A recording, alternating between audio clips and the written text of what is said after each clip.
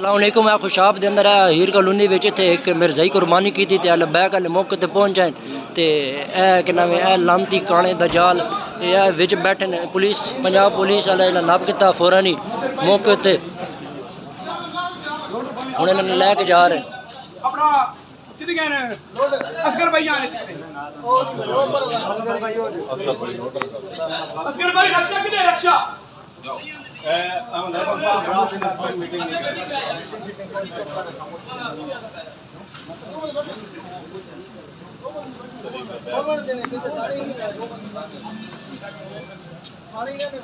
अस्सलाम वालेकुम